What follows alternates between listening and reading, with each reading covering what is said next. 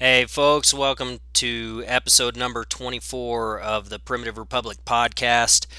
I have got a guest on that just I thought was awesome, all the way from Ireland. So we were talking over Zoom.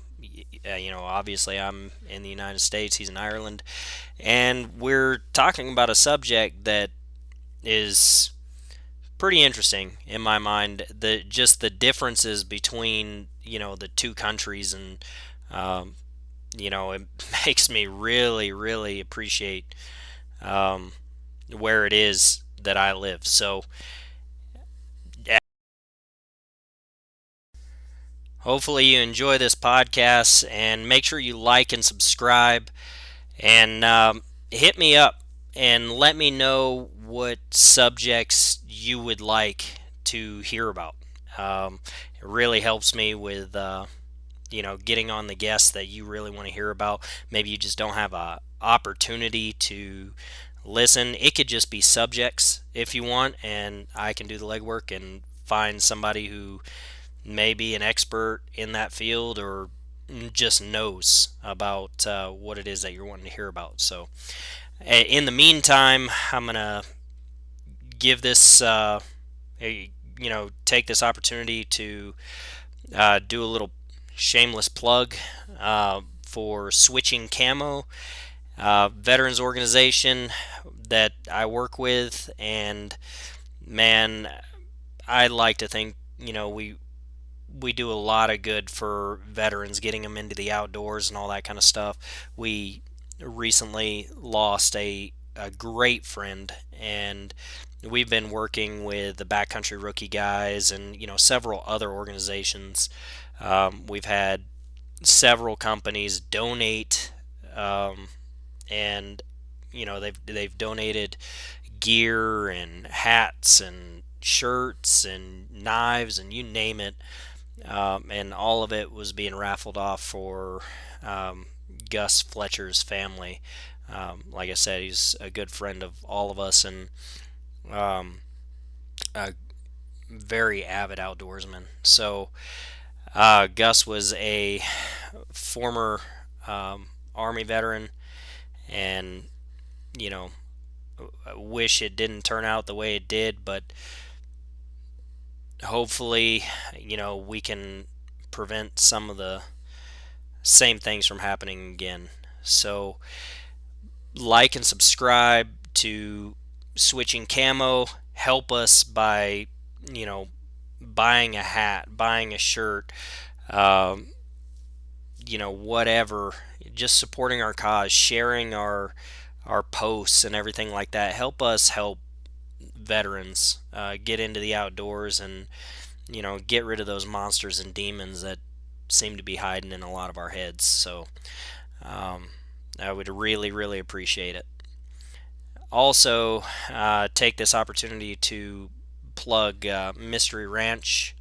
Uh, best best backpacks that I have used.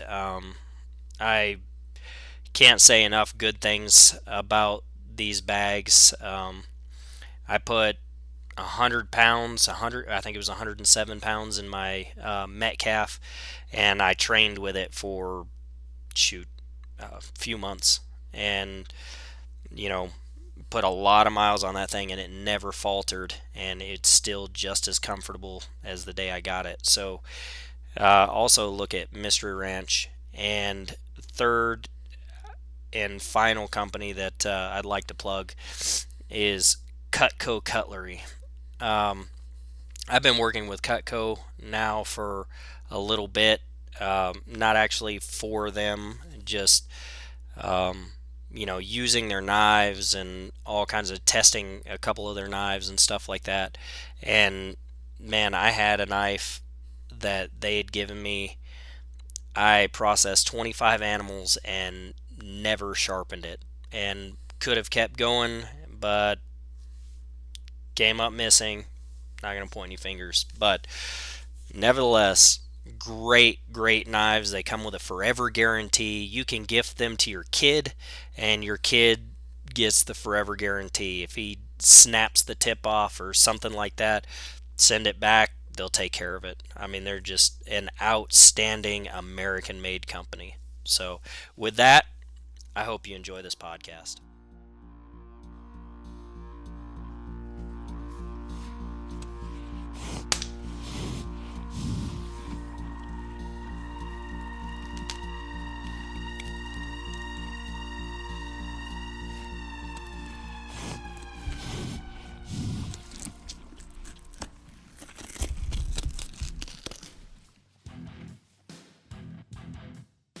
I'm on with Dan McAlindin, right? I said that right? McAlindin.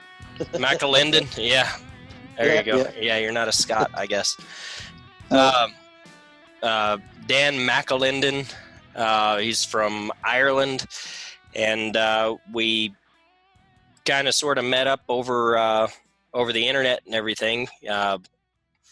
He was kind of following me and stuff like that with the hunting thing, and he had sent me a couple pictures of a bull that he had killed, and so we got on some pretty good conversations, and I wanted to have him on just because it's man, we got into some really interesting conversations when it comes to the outdoors. So Dan, if you want to go ahead and introduce yourself and give a background and all that kind of stuff, and maybe talk a little bit about what your beginning hunting experiences were and everything, and go from there. Yeah. Well, like you said, I'm from Ireland, Northern Ireland. Pretty troubled little spot it always was, but times have changed. I started hunting when I was about 13, 14. My dad had an old shotgun sitting in a cupboard, and we always wanted to know why it was sitting in the cupboard and it wasn't being used. And we talked him into taking us out, and he took us out duck hunting. Now, the way he went duck hunting, there was no decoys or anything involved. It was just basically he jumped them. And wow. that was our introduction to hunting. Now, living in Northern Ireland, there wasn't much else really. There's not much really to shoot here as such. I live on the south shores of the biggest freshwater lake in the UK, Loch Ness, and ducks Loch used to be Ness, isn't that where the Nessie is? No, that's Loch Ness. That's Scotland. Okay.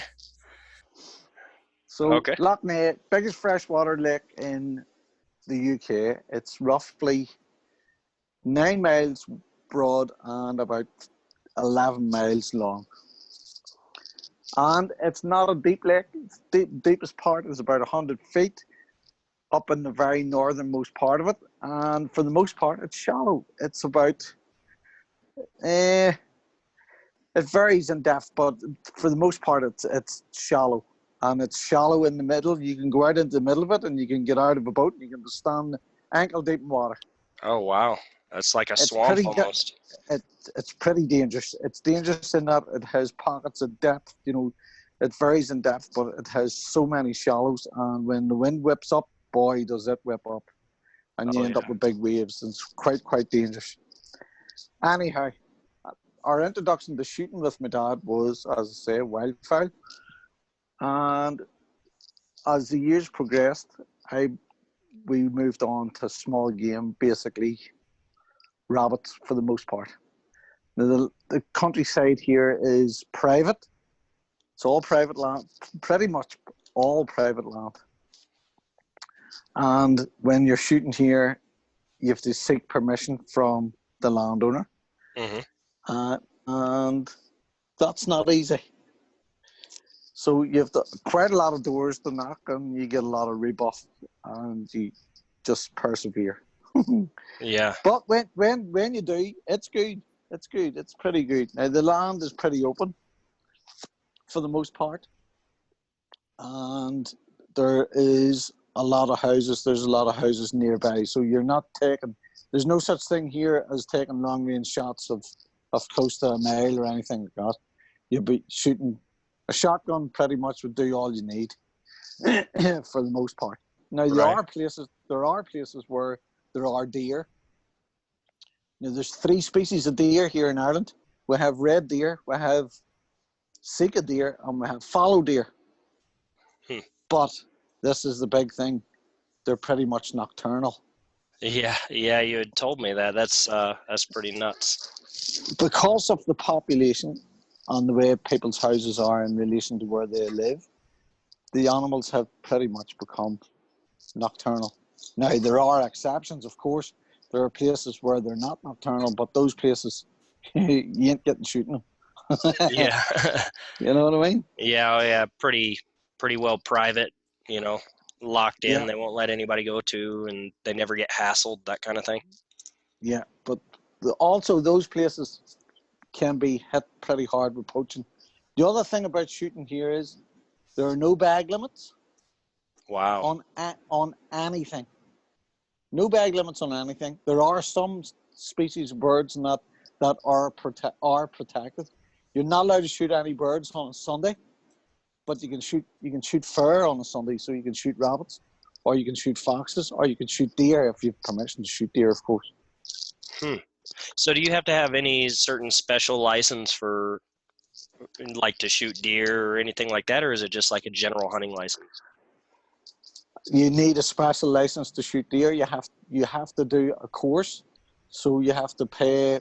I think at the minute that it's called a DSC 1, and you have to do that and be assessed for doing it. It's 3 days long. It's a written part and it's a practical part. So it's pretty much like the hunter safety, but with some hunter safety there that you have in the States, you don't have to do the practical. But in this, you have to do the practical. Oh, wow. So you have to show that you're competent with a particular rifle. Now, that's the other thing here. I don't own a deer rifle because I have no permission to shoot deer, as much as I would love to shoot one. I have no permission to shoot one. Therefore, I haven't done the course, and have no access then to a large deer caliber gun. So your deer calibers are bigger than a 22, 250 or triple two. Right. You're talking into 243s and your 30-06s and your 300s and all, and your 6.5 and 55s and all that.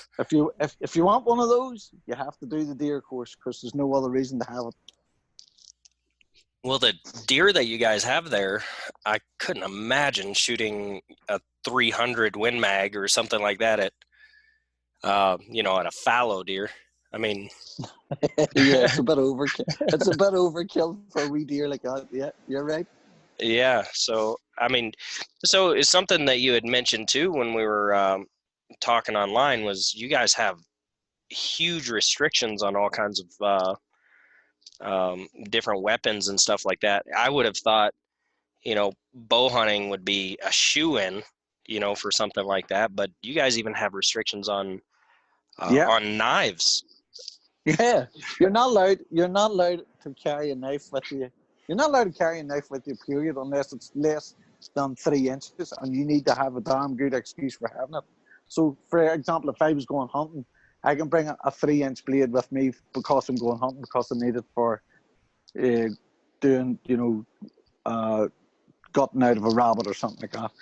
But if I was walking down the street and I wasn't hunting, oh, you need to have a damn good excuse for having it. Now, the other thing of that is, it's very rare for the police to stop you and ask you. But if you are stopped and you're asked and you have no good reason, then you're in a sort of hot spot then. So why Bow is hunt, that? bow hunting is another thing. We're not allowed to bow hunt. Yeah, I thought that was the most ridiculous reasoning ever. Yeah, yeah.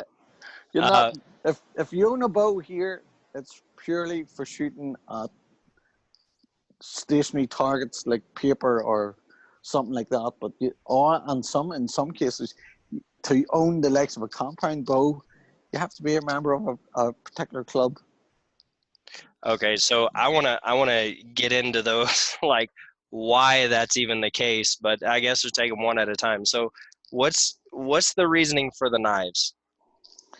The knives is because of there was a few knife incidents on mainland Britain, and there was a lot of people were killed and stuff with knives, so they banned them. They banned knives. Oh wow! So I Oh, guess you you need can have to. it. You can have it in the house, and you can eat your dinner using the knife, but you're not allowed to take it outside. Wow, I guess we really need to watch our vehicles, huh?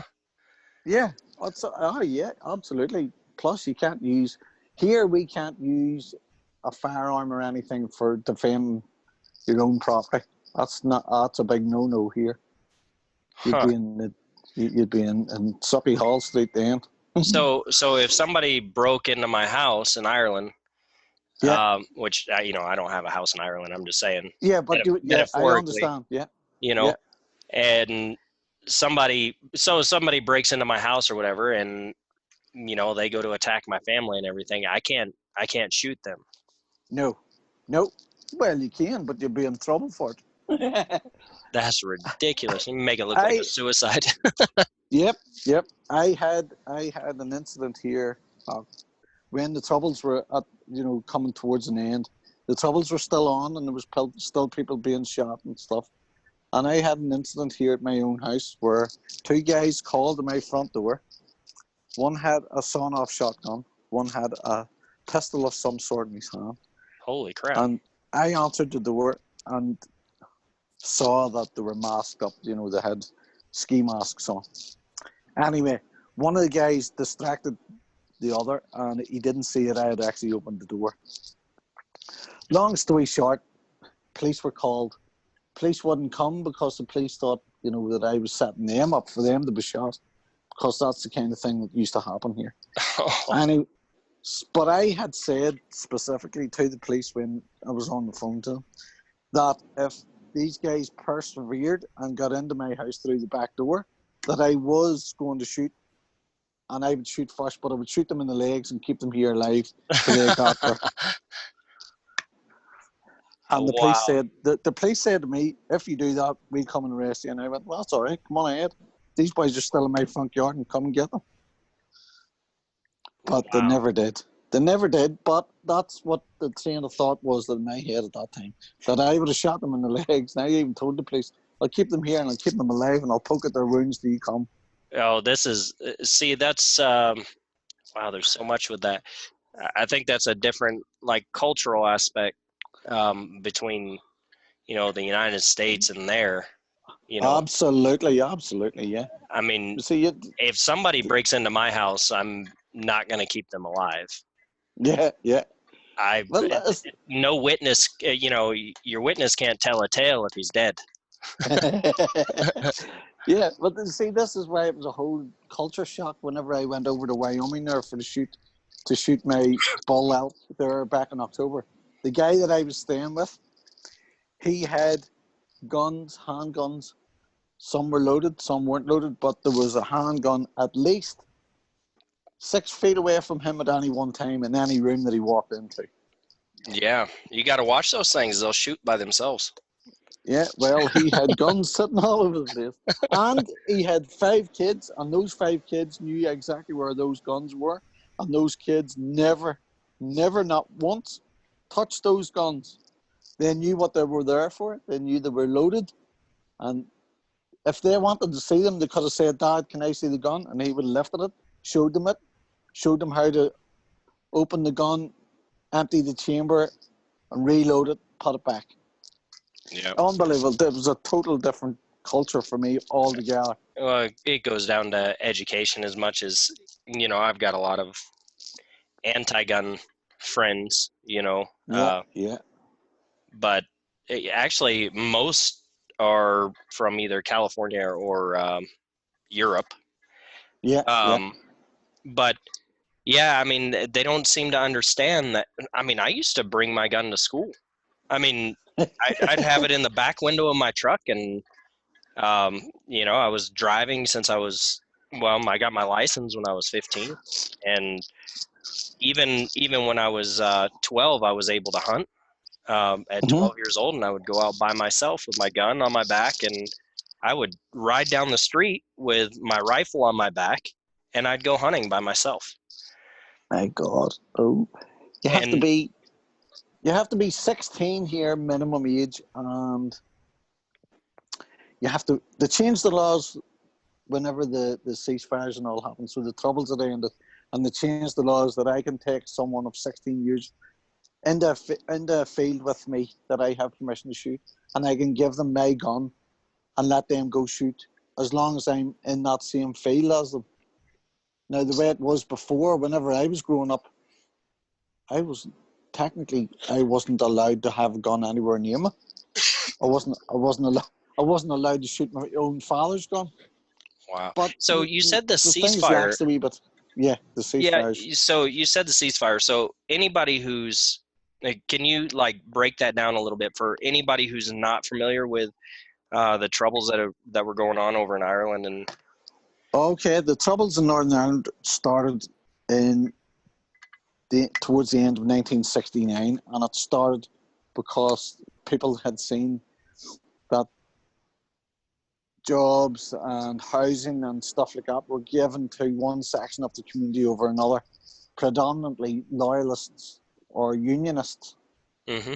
who they believed they were British. Okay, so the nationalist Republicans seen this as a big no-no. This is our country, and you're taking over, and you're doing this, and you're taking all the good jobs and taking the houses, and we're living on the streets. So people had had enough. So there was an uprising of the IRA at that time, and they started blowing up predominantly English places, that were, run by the government, the English British government. Mm-hmm. So that escalated. That lasted for 40 years, on and off. There was car bombings. There was armed forces, mainly the British armed forces were targets. Anybody a member of the British armed forces or a member of the police service or members of the prison service, they were Wow. targeted predominantly by the IRA.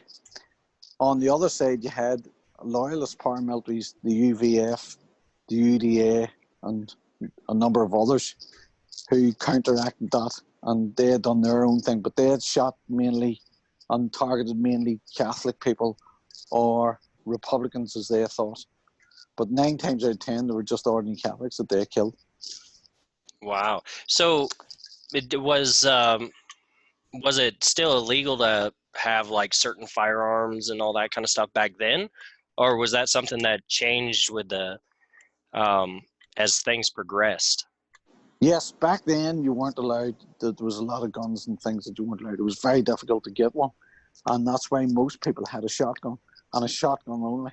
It was even difficult. I'll give you an example. I got married in 1986, and I was applying for an air rifle. And whenever I had to You go had to to the police, apply for an air rifle. yep, I had to apply for an air rifle to get it onto my firearms certificate. And Wow. whenever I went to the police to get it, I needed 3 landowners' signatures on a piece of paper offering me land for permission to shoot on. I had to state the acreage of their land, and whenever I went to the police guy, whenever I handed it over, he says, "You have no chance." He says, "Even I can't get an air rifle."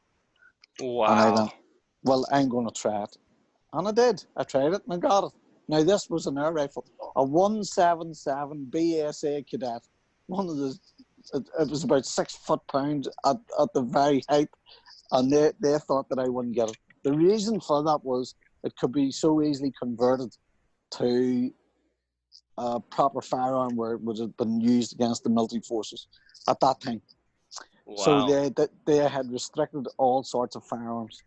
Rifles, like, nobody really had a rifle. It was very, very, very rare here for anybody to have had a rifle. And if you did get one, you were limited to a 22 LR, and that was for fox control if you even got it. And it was Wow. only 9 times out. It was 9 times out of 10. It was the landowners, farmers, were the only ones that had those.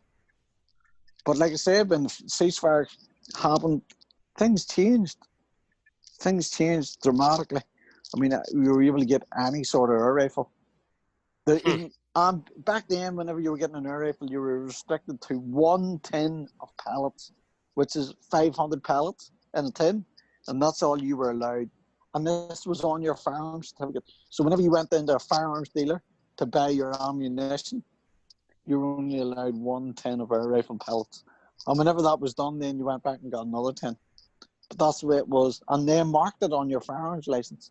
They had to stamp it and mark it and give it Wow. and hand it over. So how Yeah. do they, so is that like over a certain period of time that you can only have 110, or? I mean, Well, because, I mean, air rifles are, I mean, you can go out and shoot hundreds of rounds in a day and, you know, yeah. it's easy. Well, yeah, absolutely. I agree with you there. So over a period of times, let's say for talk's sake, you were a heavy user like I was back then, and you were shooting like, well, at one stage I was shooting maybe a 10 of pellets a day. So if I was doing that, then whenever my license came up for renewal after the 3-year period, and maybe I ran out of paper where they would stamp them, so they upped it till maybe 1,000 pellets. They allowed me 210. Oh, wow.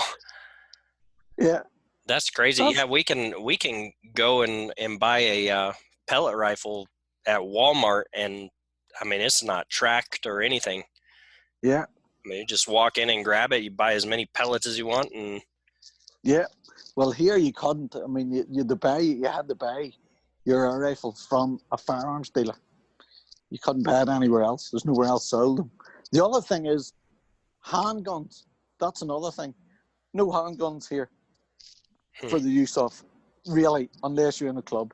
If you're in a club and you want to shoot paper, they'll allow you a handgun. But apart from that, you're not allowed it. Sorry, pal. It seems weird that, you know, that they would protect their robbers before they protect their citizens. Yeah, but you see, our police force carry guns, unlike on the mainland in England, Scotland or Wales. Their police patrols don't have guns, whereas in Northern Ireland here they certainly do. Wow. Well, even still, though, I mean, if, you know, they were afraid that they were going to get set up or whatever, a friend of mine, he went through law school and all that kind of stuff. He had told me about I think it was a congressional review that went through here, where basically the police officers do not have to put themselves in harm's way. If they feel that their life is in danger, they don't have to pursue it. So, and I guess a lot of that had come from, we had a Parkland, Florida shooting, right? Yeah. And one of the officers, he was a school resource officer. He basically hid behind a wall, and while the shooting was going on, and you know, wouldn't pursue the suspect. And he was justified because they don't have to put themselves in harm's way, which Right. Yeah. seems really ridiculous to me. Because yeah. I mean, so what? Now your firefighters don't have to go into a burning building because somebody's in there? Or, I mean, that seems like it opens the door for a lot of different things, huh? Yeah, it does for sure. But so what is it with I thought this was hilarious. I don't know if you were tongue in cheek when you were saying this, but what is it with archery? Why was archery not allowed? I think archery, the main reason why archery is not allowed is because it was a silent way of sneaking in and killing somebody, sort of thing, especially when the troubles was on. But it's not, I don't believe they're even allowed. They're not allowed to do it in England. It was something to do with some of the ancient kings, like Henry VIII or something like that. There, they didn't want poachers. It was very easy to poach on crown land, especially with the thing, a bow or a crossbow. So the bandit, not allowed to. You're not allowed to kill as much as a rat with Wow. with a bow. You're not allowed to. Just not allowed to. It just turned into an entire cultural thing rather than Yeah, it's just that's the thing. No, and I don't think anybody really pursues it. Nobody, presses it. Oh, I would like to do this. Can I have one? No, you can't. I don't think people even pursue it. It's just it's not the done thing. Wow. It's so much fun to hunt with a bow, though. Yeah, I can imagine. But that's all it is for me. It's a fantasy. Yeah. Wow. So So have you thought about going to any other countries where you can, have a little more freedom to hunt other than, you've been to the United States, but Oh, the States was unbelievable. That was a trip of a lifetime for me. And it took the best part of 25 years before I actually grasped that nettle and went. The guy that I hooked up with, him and I used to be in a chat room called Shooters back in the day when I think I was running Windows 95 on my computer at the time. And it was dial up. And I used to sit chatting to these guys and blow my mind with all the stuff that they were able to shoot. And I was, seriously. And he used to always say to me, relocate. You need to relocate. And I'm like, if only I could afford to. And he goes, someday you'll be able to relocate. This just every time he's on with me, it was the same thing. And then over the years, we'd move from shooters chat in the chat room from typing to we used to Skype, and then we used to be on that Merc system as well before Skype. It was Merc, and you were able to talk through a microphone. It was unbelievable. Still on dial-up at this stage. oh man, I bet And that was ridiculous oh, compared to it was now. unreal. It was unreal, but it was staying in touch, and we're on FaceTime and that. Man, it took a few years there for me to turn around and go, okay, I'm going to go to Wyoming. He's at me all the time. Just going to have to go. So I ended up, I've done my hunter safety, and done the hunter safety. Applied for my preference points, had a few points, and he says to me, apply. He says to me, apply now. He says you'll not get it because nobody ever draws on their first draw. He says they'll give you another preference point, and that'll set you up for having an extra preference point for next year, meaning 2020. And I was like, okay, that sounds good. So I applied in 2018, and I drew. Nice. I wasn't expecting to draw, so the sort of things had to happen really fast then between me gathering the money up for my flights and paying. Well, I'd already paid for my tag, and I went, right, shit's just got real. Yeah. Yeah. But So it would have been better. I'd have been better prepared for it if it had been for next year. It was quite rushed, and I wanted one of my boys to come with me. I have 4 sons and a daughter, and 3 of the sons are quite capable of shooting. But I wanted some of them to come with me to experience it. But it wasn't to be because they couldn't get time off work, short notice. That was really. oh, I So gotcha. I went my own, and I had an absolute ball. It was absolutely brilliant. The wildlife I seen, oh my God, it was just mind blowing. The scenery I seen, oh, again, mind blowing. We don't really have mountains like they have in the Tetons or the backside of the Rockies there. Oh my God, it was just unreal, Yeah, it's unreal. absolutely gorgeous, and it's a. I mean, I've been to Ireland, but I told you I was down in Shannon, stuff like Yeah, that. yeah. And, I mean, I was surprised at how green it was. You know, It's because it's always wet. yeah, yeah, but I don't know. It was really pretty flying in, but I could definitely see the culture shock. Going to Wyoming. You know, Oh, from it's Ireland. unreal, unreal. Like I said, there was one of the days that we were going hunting with this guy that owned. He was a part owner of the Carter lease in Wyoming it was a high desert for pronghorn, and the guy that I was staying with, his daughter had a tag for uh, a buck pronghorn. So we were going pronghorn hunting this day, and we called this guy's house to pick him up. He lived in Cokeville, and we are called for him for to go for. He was going to do a guide. He was going to bring us around this charter lease to show us where we needed to be. Anyway, he was lifting his gear for to come out to get into the truck, and he lifted his coat, he lifted his scarf, he lifted a hat, he lifted his flask, and the next thing he reached across and lifted a revolver and put it into a holster on his chest. Just like here, it would be like us lifting our car keys or our Yeah, house keys or our mobile phone. He lifted his gun just as if, ooh, this is what we do here. And I was like, look how normal that is for this guy. It was just mind blowing for me. yeah. Oh, yeah. I'll bet. Um, yeah, I don't know. So when I came back from Afghanistan, I Yeah. walked through security I went the whole way home because I flew home on a cargo plane. Right, And yeah. when we landed, I mean, I walked through, I had a field knife on my side and everything like that, probably, I don't know, 5.5, 6 inch blade. Yeah, And yeah. I mean, I walked straight through, nobody stopped me and everything. And then I get in the car, um, over by Fort Bragg, and I was like, oh shit, I've still got my field knife. I went all the way through the airport and everything. Even then, you're not supposed to have it in an airport, but, Yeah, you know, yeah. I didn't think about it, but, here everything is just so normal for that kind of stuff. Um, Absolutely, yeah. like, Yeah. like I carry a pocket knife everywhere I go. Um, I've got a Leatherman that I keep with me all the time. I walk into my kids' school and stuff, and a lot of times, I catch myself with a pocket knife, and I'm like, damn, I was supposed to take that out, and you know, yeah, just so I'm like, yeah, just kind of shove it in my pocket a little bit further, because it's got the pocket clip or whatever. But Yeah, yeah.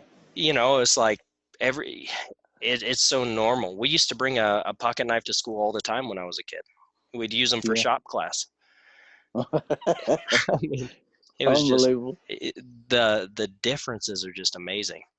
Yeah, yeah. And I think it kind of we're going through a lot of issues now here. There's a lot of politicians and stuff pushing for gun control and weapon control and all that kind of stuff. I think a lot of us here need to be really mindful about what um, what the rest of the world is going through. you know like Yeah, you yeah. guys over there. I mean, I think we take advantage of the freedoms that we do have here. Absolutely. Or you'll be ending up like us, where you have to apply to a firearms dealer to get an air rifle and have Yeah, no handguns and no archery equipment. yeah. I But mean, like I said, that whenever the ceasefires happened and they laxed those laws a bit, like they're now thinking that a 22 LR isn't sufficient. It isn't a sufficient enough round to shoot a fox with now. Yet and all, that was the norm for, geez, for years, for maybe the best part 50, 60 years or more. And now they're allowing you to go into the likes of the triple twos, the 243, the 223, the holy 22 cow. 250s. Uh, Now, I have a 22 250 here, and I have a suppressor on it that's almost half the length of the barrel. And yet, whenever I was in Wyoming, they're not allowed a suppressor, and I'm like, seriously? yeah, I mean, that's wild to me. Like, it's so hypocritical. Like, Yeah, you on could one hand poach. you're allowed this, and the other hand you're not allowed that. Yeah, Yeah, you can poach and have a silencer, and you're gone. you can poach and have a silencer on your weapon, but you you could also poach with a bow, Yeah, but they don't allow a bow because it's too quiet. But they yeah, allow you to quiet your rifle. yeah. It's And the other ridiculous. thing about the other thing that I noticed that whenever I was in the States, how well the animals are managed. It was fantastic to see.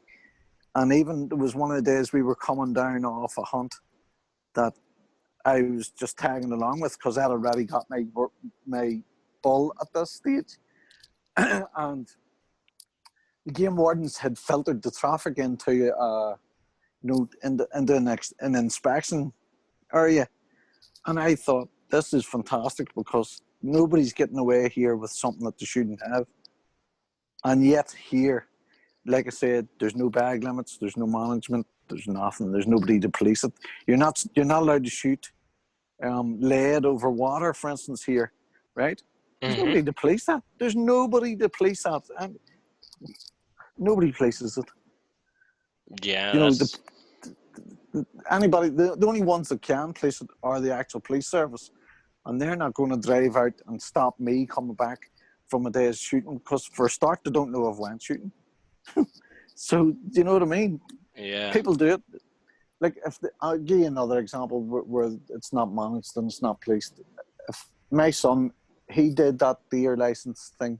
So he done the course for the get a deer license and get his deer license and got permission to shoot deer. Has a 270, and if he's seen a herd of 15 deer standing in a field, there's nothing stopping him from shooting all 15 if he wanted to. Wow. And that's where it's wrong. There's no bag limits of any description for anything. And Now, is that like does it seem like that's something that people there self-manage, or do most of them seem to have the mentality, well, I don't want to shoot all of the game, or do they just go out and just whack them and stack them?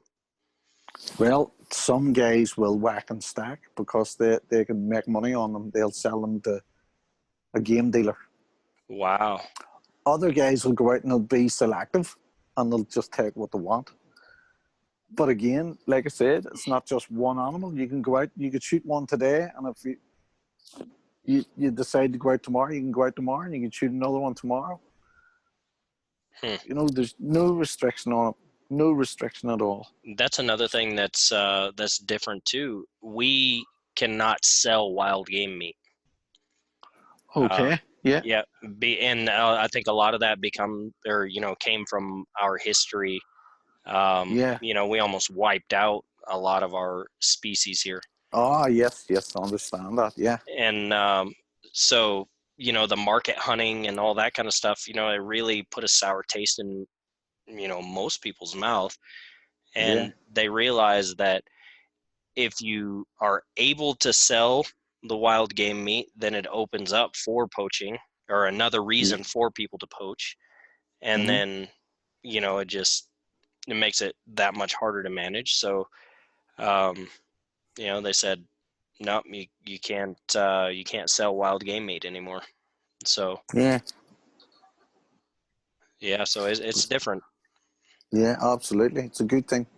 Yeah, It's a well, I good think thing so because too. it encourages poaching. For 100% sure. Like, I know a guy that he used to do a bit of deer shooting himself, and then I think he threatened someone with his gun, or just even mentioned. I think he threatened someone, and the police came and took his guns off him, because you can't do that. You can't threaten someone and own a gun. So he threatened someone. His guns were taken off him. He now shoots with a friend of his who still has his guns, but they go out and they would go out at night, spot lamping deer, and they would just shoot a dozen or so deer in the night time and then just sell them to a game dealer. And So now he's making money on it. is that something that's legal? Is hunting at night No, there? no, not for deer. It's not. No. Oh, okay. No, definitely not. That's poaching at its best. But you can spot lamp foxes, Right. and rabbits. You can go out and you can shoot rabbits on a spot lamp, and you can shoot foxes on a spot lamp. Oh, that But was something I it was going to ends bring up there. too. Is it 243 for a fox seems a bit excessive? Yes, it does, doesn't it? Yeah. Yep. Wow. Yeah, there's certain states, like all of our game laws are different by different states. So certain Yeah. states you can hunt certain species of animal at night. I don't know of any states where you can hunt deer at night, or deer species. Yeah. I think it's illegal pretty much across the U.S. But I know there's several places where you can shoot hogs at night and coyotes, and I don't know about fox and stuff like that. But usually it's like hogs and coyotes that you hear about most people shooting at night. Yeah. But there are exceptions to shooting deer at night time here. There's a special license that you can get if they're being a nuisance to agriculture and the landowner feels that he needs them shot. He can ask someone to come in and shoot them at night time, and that person would be given a special license to be able to do that. So who does all that authority go through? Is it just got to go through the police force, or? It goes through a combination of the police force and the Department of Agriculture. Okay. So you we would kind of, apply to them for that special license, and then see if the police give you permission to do it. wow. Yeah, it's a little bit different here as well. The Department of Agriculture. So I've been part of, some issues like farmers permits and stuff like that over on the East Coast.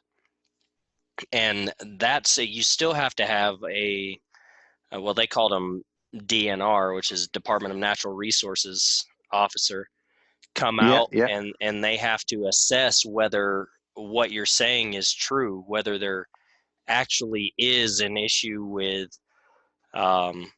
these deer, tearing up your crops. And then they've got some sort of formula that they follow. Okay, well, over this amount of time, we've seen this many deer in the field or whatever. And then, okay, well, we'll give you a permit to shoot X number, you know. yeah, yeah, yeah, But it's a different entity that handles it. I don't think it has anything to do with Department of Agriculture here. yeah. I think it's We don't have a DNR, so we don't. that's crazy. Yeah, I know. So what Like I is said, there's no limits on nothing. so I what think is the only time that we have a limit is when we're fishing. If we're fishing, we have a limit on the number of trout that we can take on any particular day. But that's the only, or the same with salmon. The way the salmon is lately, it's been catch and release. You're not allowed to kill any hmm, because the numbers are so low. So there's no incentive to go and catch salmon if you're going to have to put it back for most people. Like, personally speaking, I'd put it back because I put most fish back. But hmm, nobody wants to do catch and release, so nobody really does much salmon fishing here at the moment. yeah. Oh, Why is it that you think fish have a limit, but the animals don't? The land animals don't.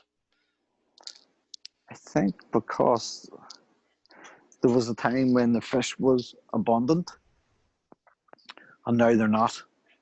And that's the same way as most of the mammals are going to. If they would stop and smell the coffee for a bit, they would notice that there is a decline.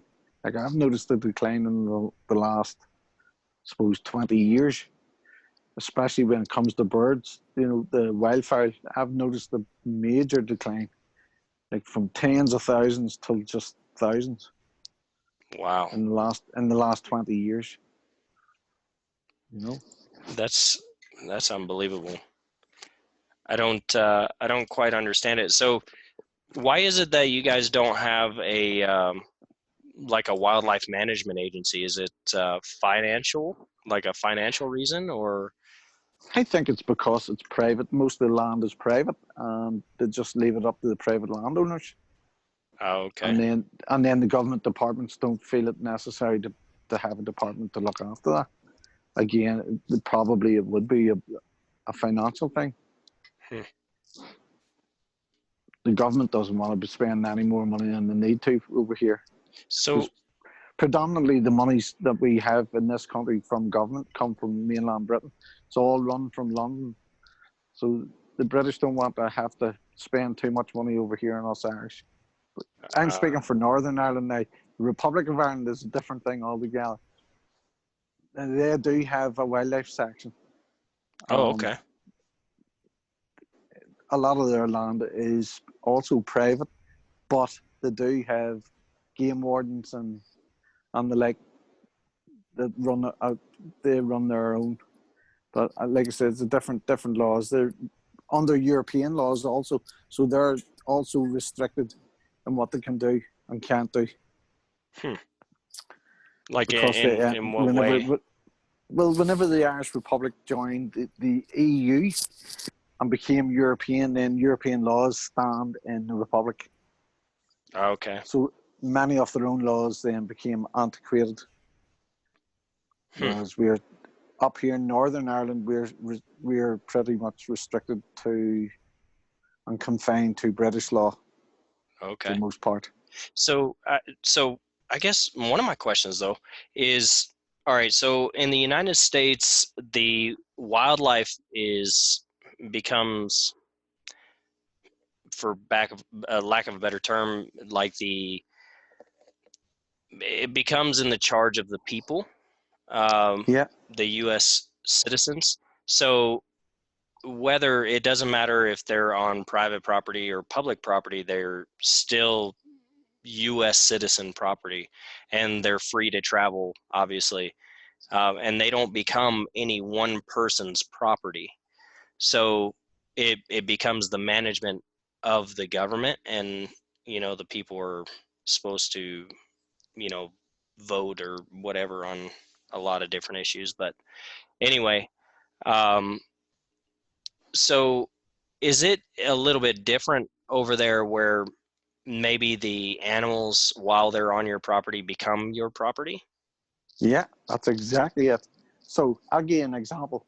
If my next door neighbour was rearing pheasants for himself, and he had said, let's say, he released them onto 20 acres of land, and his 20 acres of land was beside 5 acres that I owned. If his pheasants strayed from his land onto my land, they're my pheasants.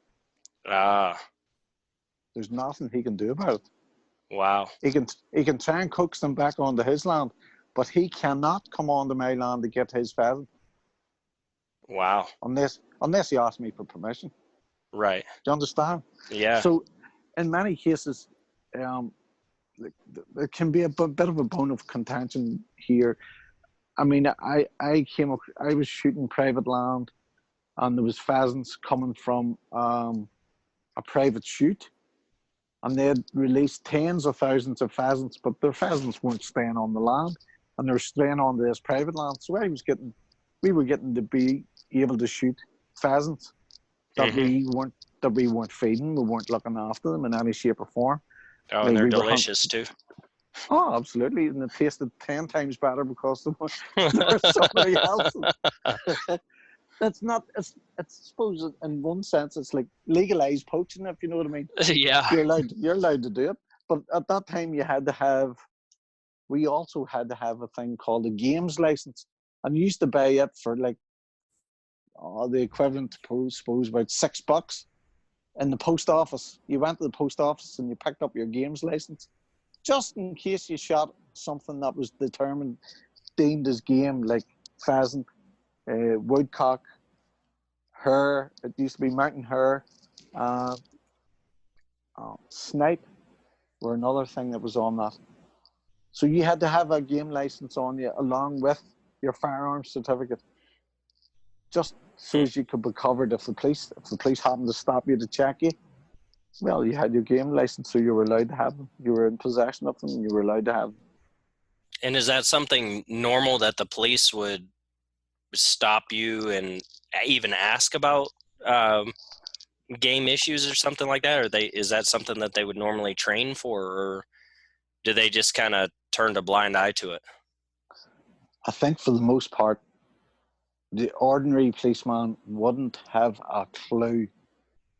But there is also the exception, and you might get one that does. He knows everything, and he maybe does a bit of shooting himself, and he will, he know where to go to look for your serial number on your firearms license, on your firearm. He'll check it on your license and all of that, and he would know how much ammunition you're allowed. Again, we're restricted on that. On my license, I'm only allowed 1,000. I think it's 1,000. Yeah, it is. It's 1,000 shotgun shells. It's 1,000 rounds of ammunition for any one of my rifles. So he would check and see if you had the right amount, that you weren't in excess of what you were supposed to have. But Wow. the ordinary policeman wouldn't necessarily know. Again, if you were coming back home from shooting, unless they knew that you'd been shooting or something, or they had a checkpoint up, they wouldn't know what they'd be asking or what they even be looking for. They wouldn't even know what species of animal that you had. Even if you, let's say you had a successful day, they wouldn't know what one end of an animal to the other. Oh, wow. But it's very, very, very rare to be stopped by the police. Now, back when the Troubles was on, whenever there was full blown, trouble, there was police checkpoints and army checkpoints, British Army checkpoints everywhere. In fact, we used to have to phone them and tell them that we were going to a particular area Wow. before we went out hunting. And 9 times out of 10, after you phoned them and told them that you were going to a particular place, they would have probably been there just to check you out. So we stopped phoning them and telling them Yeah, I can imagine. because it became a bit of a nuisance. So one of the other things that kind of piqued our interest for each other, I guess, was falconry. Ah, yes. Yeah, so I had a podcast with Travis Ulrich, and you had hit me up and said that you're a falconer as well. Yep. That's pretty fascinating, the different things after talking about it, the Yeah, different laws and stuff like that with falconing. Who yeah. manages that? Again, that's managed through the Department of Agriculture. Wow. Now, anybody, like, the way we got into it, I contacted a guy that was advertising a falconry school here in Northern Ireland. Contacted him and asked him how did it go about getting a bird, and he says, I sell some here. And I went, okay. I goes, roughly how much is a bird? And he goes, if you're looking at a male horsehawk is about £300 sterling, which is about, well, it's probably about $350 or thereabouts. And he says, you come up here, I'll show you, sell you a bird, no problem. I'll come up here and see me. So I did. Went and seen him. He showed me his setup. He showed me where his birds were kept. He showed me breeding birds, and he showed me young birds. And he says, if you want one of these here, he says, I'll sell you one of these here, 18 weeks old. You take it home, you do this, you do, and he talked me all through the manning process, etc. And that was pretty much it. So I went up, bought a bird for my son, took it home. We had the mews and all built here, but there was nobody checked us. You had no license needed. You only need a license for a bird that is an indigenous bird, the likes of a sparrowhawk, a goshawk, or the likes of a peregrine falcon. All the rest of them are hybrids and they're non-natives, and anybody can have one. And you're not scrutinized in any shape or form. There's nobody calls your house to check. Nothing. Wow. So do you have to have a hunting license to hunt with a falcon? No. Really? Yep. That's how simple it is. Anybody can do it. Huh. Obviously, you need to do a wee bit of reading and stuff if you want to do it right, and try and get a mentor. Now, we used the guy from the falconry school.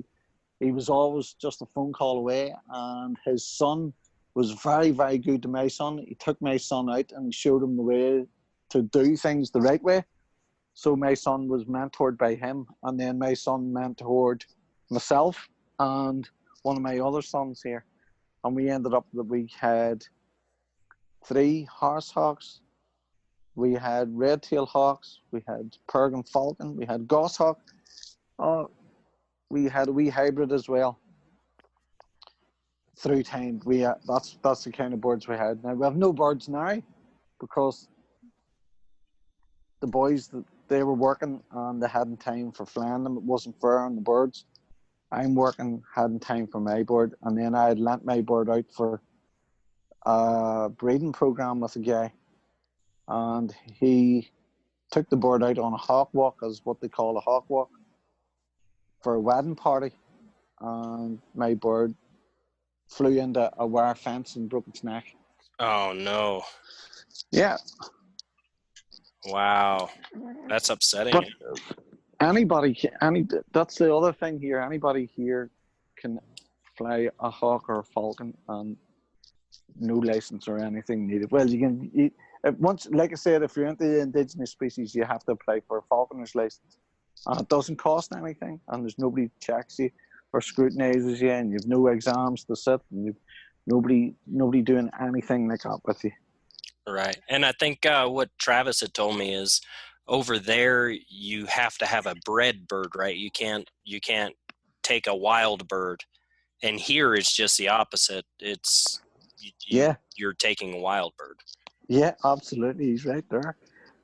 And The only exception to that is in the Republic of Ireland, which is different laws to here. They can take a wild take, but they have to apply to their Department of, it's like their equivalent to our Department of Agriculture, where Huh. they have to go and apply to them, and then they'll be scrutinised. The game wardens call to them to check that their mews are the right size, and things like that. And they'll be given a license to take a wild take from a particular site. So they would need to know where the nest was, and then they'd tell them where they're going to get it. Hmm. And they'd be told yes or no. That's really cool. Yeah. So what sort of animals did you hunt with yours? We hunted, for the most part, it was rabbits were the main quarry, or the occasional pheasant, and crows. Rooks were another main quarry, especially for the horsehawks. Hmm. So But what? the goshawk, he was awesome. He would have took anything. Yeah, that's what you're. Anything legal. It was just nuts. It was a different thing altogether. Huh. And it would have flown. Oh my God, this thing would have flown forever till it caught them. He didn't know to stop. Wow. Oh, he was a great wee bird altogether. So what was the reasoning for hunting crows? Did you actually eat them? No. But hunting crows. The reason why we hunted the crows was the abundance of them. There's not many of them. You know, Oh, okay. we're surrounded by agricultural land, and the crows are just everywhere. There's, they're everywhere. They're everywhere. So they're easy pickings, but safety in numbers. You were flying a hawk at a flock of crows. You're hoping that he was able to take the one that you were sending him for, and then the chase was on. So, but we used to keep them back, and then let the hawk feed on them. So it was easy feeding for the hawks too. Yeah. Okay. Well, that makes sense. I was gonna say, I was always told never eat a bird that jumps. Yeah, I can say. Yeah, why not? Yeah, if Yeah. it runs, it's different. Yeah. Yeah. I've never gone against that advice, but Yeah, it's good advice. the last person that I heard that had that advice had the boy they had to drop their trousers quite a bit. Uh, Brilliant. yeah. So what about this? Why don't you tell us about your elk hunt? You Oh, the elk hunt. It yeah. was unreal. Unreal. It was, like I said, it was a long time coming. It was a lot of effort on my part trying to get it sorted. The guy that I went with, he just opened his arms and just brought me into his home and let me stay with him. Took me on a hunt the very first day that I arrived. Well, I arrived on the Saturday night at about 10:30 at his house, and at 4:30 we were getting up on the Sunday morning to go hunting. That's how quick things sort of happen on day one. And we travelled for about 2 hours in the car, well, his truck, and we hit this trail, and we started up this trail up this mountain in the cover of darkness. Now, I've never climbed a mountain before. I'd never really seen a decent mountain before. I'll We've bet hit there was a huge difference. we have hills in Ireland, not mountains. But anyway, started up this mountain. It took us about 2.5 hours. Now you have to understand, I'm a flatlander. Yeah, I was I gonna come say, how did the altitude treat you? well, for the most part, it was just shallow breathing. That's pretty much the only way it affected me was shallow breathing. I didn't have headaches or anything like that. Yeah. But boy, the shallow breathing was enough. Yeah. Were you out? Oh, especially climbing those bloody mountains. But Yeah. it was all an experience, and I knew what I was getting myself in for. But I let it be sort of a learning as a go type of thing. I wasn't prepared for any of it. Bar when just before the only training that I'd done for pretty much was I'd done some running for about 18 months to try and build the lung capacity a bit. But I'm not sure if it helped or not. But climbing those mountains every morning was just, it was a different thing altogether. Oh, But I'll bet it he, definitely helped. You he, never imagine if you didn't do any of that. oh yeah, big time. Well, the guy that I was with, in fairness to him, he had patience of Job. He wasn't expecting me to be able to do what I done, and he actually came out and said that he wasn't expecting me to be able to do half of what I was doing, climbing the mountain in good time, not holding him back. You know, it was all a whole new experience for me. Got up on the first day, peaked the mountain, waited on daylight break, and he was straight up on these binoculars. And he says to me, "Get your binoculars out and get looking." And I goes, "But I can't see nothing." And he goes, "You're not hunting if you're not looking." And I'm like, "Right, okay." So I pulled my binoculars out. We set of Vortex HDs, 10 to 50s. He had a set of Swarovski, so he had at least 10 minutes ahead of me. Yep. Anyway, he was working away. He spotted the first few elk. Then we heard an elk, and I was like, "Wow!" But heard this elk, and literally 5 minutes later, boom! Somebody shot him. Oh, wow. And this was way up above us, but close enough. It was on the same mountain, but it was someone that was further up and up to our right. And that was the only elk that I really heard the whole time I was there, and I was there for 14 days. Hmm. Never heard another one. But Wow. having said that, What I've what seen what elk every day. I've what seen month elk was that? with October. That was Oh, on okay. the So yeah, they may have still been catching the end of the rut. yeah. It was the 6th of October, Yeah. and every day we seen something worth the shooting. Now, my first day, I was seeing there was one bull elk and there was like 9 cows with him. And my tag was a general tag, so I could have shot cow, calf, or bull at that stage. And he says to me, "Do you want him?" And I went, "No, I don't." He had given me a 7mm Savage for my hunting, and I turned that down, and he went, "Right, okay, it's your call." And I went, "No, I don't want to shoot something on the first day." And then I thought about it, and I went, "Maybe I should." You don't turn down on your first day what you'll take on your last, and this can Yeah. do it. Yeah. So I thought, have I made the right choice? And I thought to myself, yes, you have, because he had a tag himself, and he wasn't for taking that shot. So I went, that's good enough for me, because he's hunting here himself, and he's not going to take me to somewhere where he's not going to possibly get a shot himself. So I was happy enough. So we went back home and we talked and digested the morning, and everything was great. So we done something similar the next day, and the next day, and the next day. Oh, yeah. So about, I think we done 4 days straight, and then we took a wee break, and then we were back out again on the following Saturday.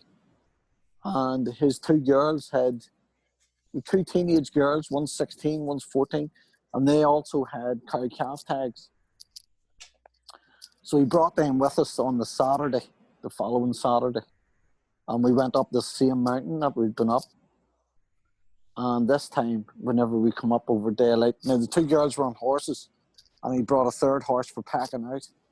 Him and I walked up the mountain. Now, horses was a whole new experience for me. Any experience I had with horse up until going to Wyoming was all bad. Oh, really? Yeah, never had a good experience with a horse before. Had never ridden one, but was always, any encounter that I had with a horse wasn't good. What They were what they? being chased by them, or being in a confined space with one, trying to feed it, and it not wanting to know, and kicking out and stuff. So it had sort of put me off horses. But this guy, he goes, "You need to get used to the horses." Yeah. But anyway, his 2 girls rode the horses up. Him and I walked up. Daylight was breaking, and the girls were tying up the horses and stuff. And him and I were on the glassing the mountain. And now that I had my eye in and I knew what I was looking for, I spotted some elk down below us on the opposite ridge. and he had spotted them, and he had spotted more. But reckoned there was about 50 or 60 elk on this ridge, and I was like, "Oh my god, I'm coming off this mountain today with an elk." Yeah. And I thought his two girls were as well. But he had spotted an elk, and he says, "I've got the bull," and he goes, "I'm going to take him." So he got down. We were on this wee knoll, just a wee hump of a knoll on this ridge, and it was like a right-handed sort of thing. It wasn't great, comfortable shooting, but it was better than shooting from trees. We got down onto this, and I put my gun onto my backpack on the bipod, and glassing over on this ridge these cows. He was calling for this bull, and I went, "Okay, he's going to take his bull." So I swung around with my binoculars, watched this bull, watched him take the shot. The bull just crumpled and rolled down part of the mountain. I went, "Happy days." So this is how it works. Yeah. So I got straight onto my own gun, and I went, "Right, he's got the bull down. I'm going to take the cow." So I reached across, got my gun, got a cow in the crosshairs, and the next thing he goes, "There's another bull." And I went, "Really?" And he goes, "Yeah, there's another bull up here." So I swung round and seen this other bull. As soon as I got him on the crosshairs, I just squeezed off. No, just before that, he called the distance. He says he's about 500 and something yards. He says, "Dial for 6." So I took the turret quickly off the top of the gun, dialed round for 600, got him back in the scope, and he was walking from right to left. And as he was just made a wee pause, I just touched off the shot, and down he went. Now, I didn't Nice. actually see him because the gun recoiled, and Yeah. there was a bit of back slapping and stuff. But he had said, "Yeah, nice shot. He's down. Bull's down." So that was me. I was just buzzing. But Oh, like I said, I would have been happy to take a cow. But once he says it was a bull there, I went, "Well, okay, I don't care." He says he's a small one. He's a wee raghorn. He'll do for me. yeah. It's an amazing experience. Yeah. Oh, unbelievable. So he was a nice little. By the time we got over to get him, he was well dead. He was a nice little 4x5. But he done for me. We packed him out in a horse and brought him back, and we had some milk the next day. Oh, it was tasty. It was absolutely buzzing. I was still buzzing from it. Yeah. Still buzzing. Absolutely brilliant. Brilliant. Yeah. I can only imagine what that'd be like. You know, you said you never hunted deer before, because you can't where you're from. Yeah, yeah. And The biggest thing to date up until that was a red fox. I'd shot nothing else other than a red fox. oh, wow. Yeah. Yeah. So what did you expect when you got up to the elk and you saw just how big they are? I mean, what was your Oh, thought? that thing was as huge as the horses. I mean, he was just a horse for antlers. Yeah. And it was like, my God, the size of this thing. And there he is. He's mine. This thing is mine. And I shot that 524 yards. Oh my God. And there he is, lying crumpled in this. He was just lying at a little, but there was one bush just sitting, and there he was lying in under. And I was like, my God, this is unbelievable. The size of this thing. And it was me killed him, Yeah, and then the work you begins. know. Oh, yeah. Yeah, so I have never been on a hunt where I've packed out an elk with a horse. Um, Right. yeah, I've been on a few where we were able to get them whole into a vehicle just because they were next to a field or something like that. Yeah. But most of them, especially as of the past few years, I've had to pack them out on my back. Wow. Yeah, Well, so the only part of that elk that was packed out on anybody's back was his skull. I carried it on the top of my backpack and carried him down that mountain. yeah, And yeah, I'm telling you, that was tight enough. yeah, It was heavy enough, I can tell you. That was just, and I was only carrying the skull. Jeez, oh. yeah. Well, shooting my mule deer that I killed this year, just because I was curious. I wanted to see how heavy my pack was, Yeah. and it was ridiculous. My pack was 143 pounds, and Jeez, oh my buddy's was 111. So my God. we had both brought him out and stuff like that. So he's a pretty big buck. Yeah, yeah, he And was. now I didn't bone him out and all that kind of stuff. I like to keep the bones, and I'll eat the marrow and all that kind of stuff. So Oh, you know, nice, nice. I like to keep that stuff. But yeah, I've killed some elk where, like, one I killed a few years ago. It was 4.25 miles in one way, and I was by myself, and so I had to pack him out. Man, I tell you what, Jeez. it's a lot of work chasing them, Yeah, but but the work that's doesn't the easy stop. bit. Yeah, yeah, I the work doesn't can stop. imagine. And So, did you pack that out in one go? oh no, no, no. Um, I think from that bull, I ended up with pretty close to 250 pounds of meat. Wow, That brilliant.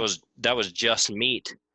Yeah, So after all the offcuts and all that kind of stuff, that's what I ended up with. And so you can imagine, how much it brilliant. weighed when Yeah, yeah, everything was. So I'd bring out entire quarters, and then you'd have your tenderloins and your backstrap and neck meat and stuff like that, and then your skull. So you add all that to it, and I mean you're probably pretty close to 400, maybe a little bit more yeah. pounds. Absolutely, yeah, big time. So Oh, brilliant, brilliant. yeah, and then I also bring the liver and heart if I don't mess up the heart when I'm when I kill it. Um, Oh, yeah, yeah. Well, you know, whenever I had shot that elk of mine, he had been sort of double lunged and he'd been clipped in the heart as well. So there was a lot of blood and a lot of damage, a lot of trauma in there. yeah, Having said that, now the guy that I was with, he he wanted to bone it out up on the mountain, so he pretty much boned. We took the meat off the bone hmm up there and left the innards and all. We didn't take any of it. As much as yeah, I'd like to have taken the heart and tried eating the heart, but he says no. And then because of CWD, he goes, "You leave all that stuff in there. You don't want to be touching it." So I was like, "Okay." I went, CWD. I mean, yeah. it's that's I don't know. I think Well, he didn't want to. He didn't want to chance it with CWD, but I went, "Okay." He says that's where you just go. If it's CWD, you don't want to be in there interfering with the innards. And I was like, "Okay, I'm not going to argue with you." well CWD, like, I mean, if the animal's got it, the animal's got it, but um, mainly it's something that affects the brain. The Um, brain and the spinal column is what I thought. yeah, Yeah. yeah, exactly. So And I was thinking, I'm not going to be eating the brain. I'm not going to be touching the spine. yeah, so he may have just been a little bit superstitious, I guess, maybe. I don't know what Um, he was at, but he didn't want to have anything to do with the inside of it. yeah, And I was itching to get it opened up and get a wee look inside yeah, to see how it worked. yeah. you know, Well, but I could yeah, only imagine if the largest thing you'd ever killed before was a fox. yeah. Oh, well, yeah, absolutely. Yeah, that's a big difference. Just a bit. Yeah, the heart. I mean, that thing it's huge. I mean, it's I don't know, maybe 7, 8 inches Gee. tall, and I don't know if in diameter, maybe 5 or 6 inches in diameter. I mean, Yeah, that's a big organ, yeah, and big for animal. the record, they are amazing. I love eating heart. Oh, thanks for that. See, uh, I wasn't allowed to bring any of the meat home. is that because of And the laws, like transporting yeah, it back yeah, in? yeah. And I wasn't before I went. I had inquired about bringing the head home for a mount. Now, initially they told me no, you can't do it because of the CWD thing. We don't want that, any component or any part of that coming into the country. So I was like, oh, okay. So that means I can't bring it home. No, you can't bring it home. And I was like, fine. But I got an email when I came home contradicting the same. So I phoned them. I phoned the department up. I had to contact England, and I phoned them up, and they went, "Hi, well, you could have brought it home if you'd have left it with a taxidermist, a registered taxidermist in Florida, and let them work on it. Then they could have brought it if it was CWD free." And I was like, "Okay, now you tell me." Yeah, no kidding. So it turned out then the guy that I was with, he's keeping it as a European mount, and if I want to see it, I just have to FaceTime. Yeah. You'd be at a dinner party. Hang on real quick. Let me show you this one that I had killed. Yeah. Oh, yeah. Yeah, that's crazy. So did you have to get it checked for CWD? Yes, I did. It was checked by the game warden. He took samples from the nodes on the base of its skull somewhere, and it took some time before I got the results back, but the results came back and was clear. Oh, that's good. Yeah. Man, well, you Not would. that it mattered anyway, because there wasn't allowed any of the meat home.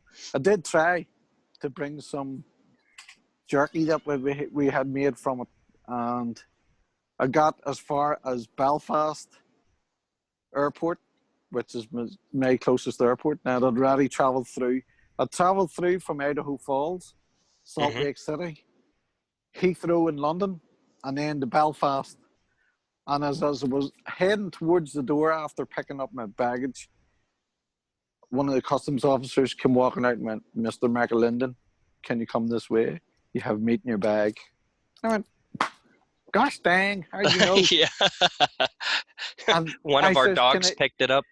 Yeah, they had seen it on the X-ray, but they had let it pass right to that very last stage. I mean, I literally had 50 yards to walk, and I was outside. Wow. And they just came and went, "Sorry, we have to take it off you." Yeah, I'm assuming And you I went, probably had to go through customs and everything for everything that you had for your carry-on, right? "Yeah, yeah, yeah." Every way, at each individual airport, it all went through. And then the last hurdle, like I said, it had went through everything. And just as I was heading out the door, customs officer walks across. He goes, "Mr. McAlindin, come this way. You've meat in your bag." And I went, "I do, yes."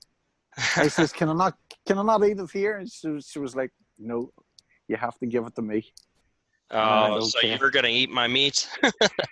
Yeah. Yeah. At least tell me what it tastes like. Yeah, I didn't even get to do that. Oh man, that sucks. Well, Yeah, I no. suppose they could probably try and fine you pretty good for something like that, huh? Well, I honestly don't know. I didn't even ask. Just whenever she asked for it, I went, "Okay." And she took it off me and she weighed it, and then she gave me a form to fill in. Well, she had the form filled in, I had to sign it, just that she had confiscated it off me. She had confiscated less than 2 kilos of beautiful, beautiful elk jerky. I can't tell you how weird that sounds. Like like in the United States, the only thing we usually use kilos for is like cocaine. Right? Yeah, okay. So Yeah, well, when you, this was as good as yeah. for me. Yeah. Oh man, oh that's too bad. Well, if you ever get a chance to come back to the States and hunt, um, I'd be more than happy to host you and Oh go my out on a God, that hunt. would be brilliant. That would Yeah. be brilliant. The one thing that I regretted was we were in that high desert after antelope, and there was prairie dogs, there were coyotes, Mhm. all over the place, and I never got fired a shot at one of them because this little girl had a tag for a beautiful pronghorn that she never even fired a shot at.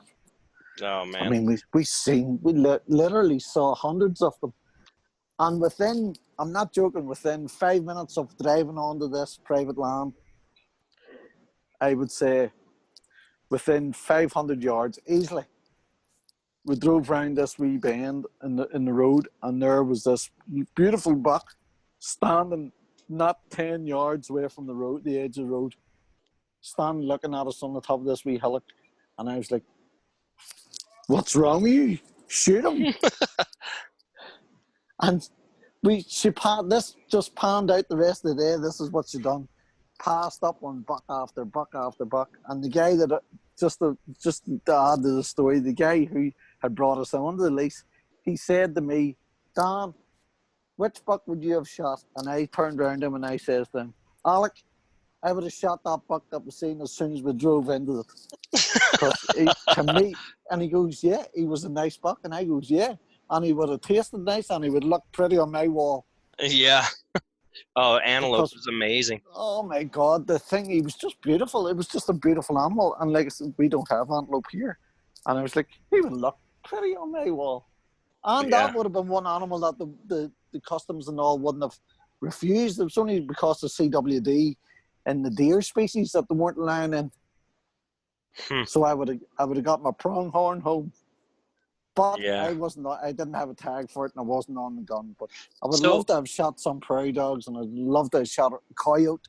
Just so as I could have said, yeah, I've shot those too. So are you? How is it that they knew that it was deer meat, or would you have not been able to take the antelope over either? I wouldn't have been allowed the antelope meat, no. Huh. Okay. You're not even allowed to bring as much as a sandwich through. You know, if it was a meat sandwich, you're not allowed. Wow. But I knew this much. I was just chancing my arm. I thought maybe I was just sure. Yeah, maybe I'd get away with it. Yeah, that's exactly it. Well, I had up to a point. Yeah. Well, you got pretty far. Yeah, just about made it home. Like 50 yards. I was close to the door. I was almost there. Oh man. Oh, that sucks. I was gutted. I was absolutely gutted. Yeah. Well, like I said, if you do want to come back to the States, I'll help you out with trying to That would be absolutely get brilliant. you with Absolutely the brilliant. license and all that kind of stuff, and we'll go out, and can't promise you'll get anything, but But that's hunting. I mean, that's hunting. Like I said, on those 2 weeks that I was there in Wyoming, every day that we were hunting, we seen something worth of squeezing the trigger on. yeah. Now, the guy that I was with, he also had mule deer tag, and we saw mule deer, but they weren't big enough for him because he has some pretty damn nice ones. He didn't see anything big enough, but I mean, some of these things were closer to us than some of those pronghorn were in that desert. And Yeah. I also seen moose. I seen a couple of moose, and he said that he hadn't seen moose in over 6 years in those places that he had taken me. And yet we've seen three moose in a matter. Actually, saw 2 moose in the same day in the same place, and he hadn't seen them in over 6 years. Wow. So you were hunting in the Tetons, yeah? Yes, just on the backside of the Tetons, up above Jackson. Okay. Did you see any Alpine. grizzlies? No, but I can tell you a story about one. I'm not sure why it was a grizzly, but there was a bear on the mountain where I shot my elk. There was a lair. He had a scraping of a lair where he had brought in an elk that was probably killed in the archery season. Mm-hmm. And it had stored this and had covered it over. And there was a wee bit of snow this particular morning, and we came on this, and that snow was all patted away by this bear. There was bear activity around this, so we knew he wasn't far away. So the guy that I was with, John Curry, he decided that he would get an elk tag, or a bear tag, sorry. So we went down into town and he bought a bear tag, and he says, that's just in case, because he's going to be there. So there was one of the days we were coming down off that mountain with the horses. One of the rare days where I actually was on horseback. Yeah. We were walking the horses back down off the mountain, and this bear had came from his lair where his hoard was across to where we were. Now I didn't see him, and John didn't see him, but another hunter saw him. Another hunter that was on the mountain, he saw him, and he was there for to shoot the bear. But he says whenever the bear went across the mountain to where we were, he says he was a small black bear. He wasn't much more than 5 foot in height. Mm-hmm. He says he stood up on his back legs and looked over to where I was. Now I was the last man coming down the mountain. So this bear had stood up on his back legs and was looking at me, and then it went back across to where his horde was and then ran back again to see where we were. And I don't know whether it was because we had the horses with us or what it was, but he didn't make himself known. I didn't know he was there. Hmm. And even if I did, there was nothing I could have done about it because I didn't have a gun. Yeah. Well, if it's a black bear, he's generally going to stay away from people, but they've got a real big problem in Wyoming and Montana now with grizzlies in certain areas. Is that right? I think we've had four attacks here in Montana now. My God! Well, that was this year, and then oh, I've had 3 friends that have been attacked by grizzlies that I personally know. Not this geez. year, but just Yeah, throughout time. yeah. Well, where this bear had its horde, there was a deadfall tree, and there was some of that snow was sitting on that deadfall, and that snow had only fallen that morning, so there was a bear print on that deadfall, and my friend Johnny, my host Johnny, he put his hand on that paw print, and the back end of his palm to the tips of his fingers still weren't covering that paw print, and Good sized bear. and some of the paw print was outside of his wee finger and his thumb on the same hand. So I was like, "How big is this bear?" And he goes, "He's a big bear. He's either a big black or he's a small grizz." And I went, "All right, okay, can we go now?" Yeah. Do you remember? Where his toenails were they far away from his toes, or were they really close? Because this was on a deadfall tree, there was no sign of claw marks. You couldn't see claws, so it would have been hard to tell. I gotcha. Yeah, grizzlies. Grizzlies, they have longer claws, so their claws will be, a couple inches away from their toe. Away from the foot. Yeah. Yeah. Which also is why they can't climb trees. Yes. They're more for digging and stuff like that. And black bears, because they're closer, it's easier for them to grip the tree. Right. That's good to know. Next time I'm there, climb a tree if it's a grizz. Yeah. Run like hell if it's a black. If you can get up the tree fast enough, they're just as fast as a racehorse. Jeez, oh. Yeah, they're really damn quick. See, we don't have that problem here. There are no predators here other than man. Yeah. Well, you might get bit by a rabid fox. If that's the only thing of the fear, I'll be okay. Yeah, but all right, my friend. Well, I guess we should wrap it up, and it's been great talking to you. Yeah, and the same with you, buddy. Thanks a million. Absolutely. Yeah, I'll let you know as soon as I air it, and give it a listen. Yeah, absolutely. Brilliant. All right. Thank you very much, man.